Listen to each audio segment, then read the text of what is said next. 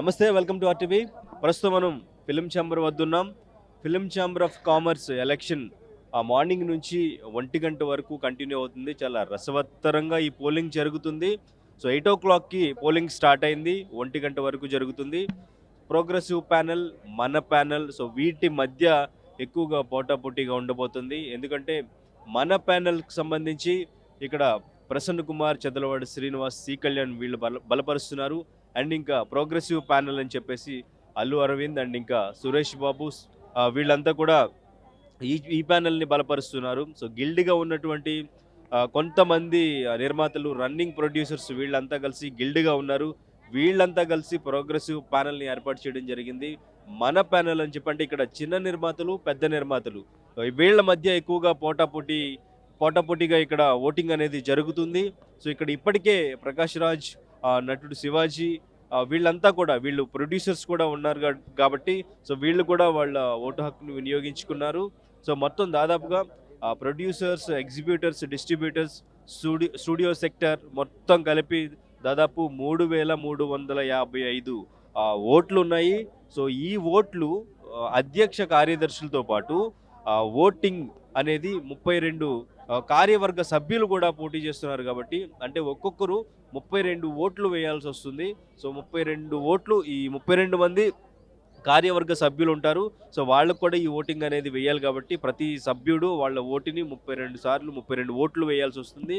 So మరి మన panel గెలుస్తుందా, progressive panel గెలుస్తుందా అనే ఉత్కంఠ ఫిలిం ఛాంబర్ వద్ద నెలకొంది.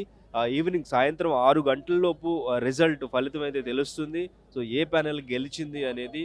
సో అయితే ప్రధానంగా ఇక్కడ మన ప్యానెల్ చిన్న నిర్మాతలు చెప్తుంది, గిల్డ్ పేరుతో ప్రోగ్రెసివ్ ప్యానెల్ సభ్యులు ఎవరైతే ఉన్నారో వీళ్ళంతా కూడా కోట్ల రూపాయలు దోచుకుంటున్నారు అంటూ వాళ్ళు ఆరోపిస్తున్న పరిస్థితి. అయితే మన ప్యానెల్ నుంచి ఆరోపిస్తున్న ఆరోపణలకి కౌంటర్గా ప్రోగ్రెసివ్ ప్యానెల్ నుంచి మేము డబ్బుల కోసం కాదు, మన అస్తిత్వాన్ని కాపాడుకోవడం కోసం ఈ ఎలక్షన్స్ అనేది వీళ్ళు చెప్తూ ఉన్నారు ప్రధానంగా. అది ఇక్కడ మనం చూడొచ్చు.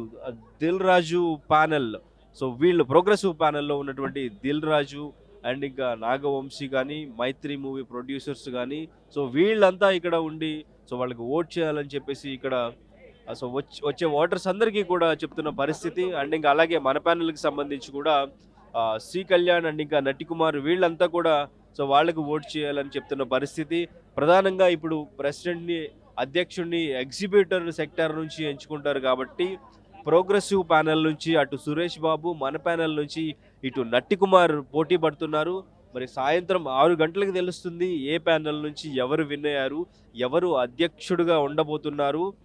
యాక్చువల్గా ఈ జూలైకి 2025 జూలైకి ఈ పదవీ కాలం అనేది ముగిసినప్పటికీ కూడా ఫిలిం ఛాంబర్ ఎలక్షన్ అనేది లేట్ అవుతూ వచ్చింది.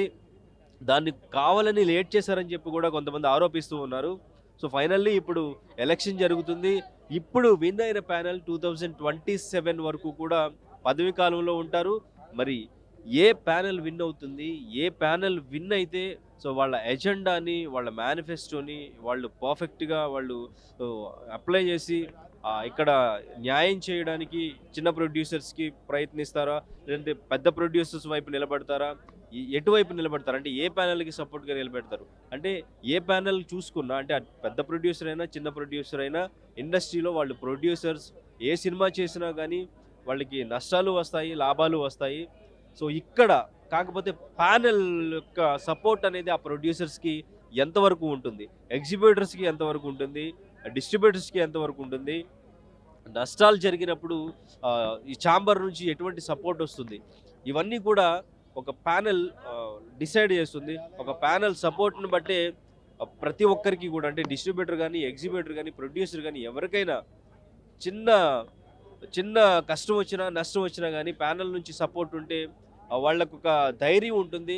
మరి ఆ ధైర్యం ఏ ప్యానెల్ విన్ అయ్యి ఏ ప్యానెల్ ఇస్తుంది, ఎవరికి ఇస్తుంది అనేది ఈవినింగ్ 6 వరకు మనకి తెలుస్తుంది. ప్రస్తుతానికి ప్రొడ్యూసర్స్ అందరూ కూడా, ప్రొడ్యూసర్స్తో పాటు డిస్ట్రిబ్యూటర్లు, ఎగ్జిబ్యూటర్లు, స్టూడియో సెక్టర్ మొత్తం కూడా మ్యాక్సిమం వాళ్ళ ఓటు హక్కును వినియోగించుకుంటున్నారు. 1 o'clock వరకు ఇది కంటిన్యూ అవుతుంది. ఈవినింగ్ 6 వరకు చూద్దాం ఏ ప్యానెల్ గెలుస్తుందో అని. చరిత్ర సృష్టించినోడు ఇప్పుడు ఆ చరిత్రని తిరగరాయబోతున్నాడు. అబద్ధాల గోడల్ని బద్దలు కొట్టి నిజాలను రాగా మీ ముందుంచబోతున్నాడు. నిజమైన వార్తల కోసం వెంటనే డౌన్లోడ్ చేసుకోండి రా యాప్ని.